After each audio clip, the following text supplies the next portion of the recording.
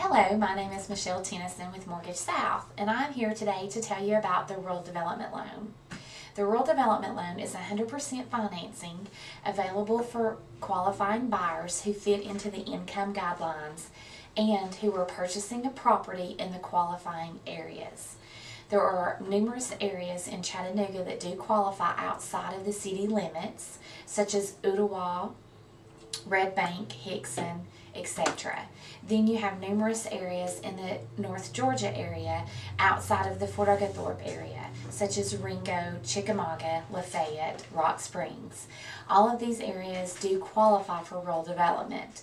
Most of the areas which do not qualify would be City of Chattanooga and City of Fort Oglethorpe. Those are the areas that you can't purchase in to qualify for the rural development loan. Again, the Rural Development Loan is 100% financing, and it has one of the lowest monthly mortgage insurance premiums of any other loan available.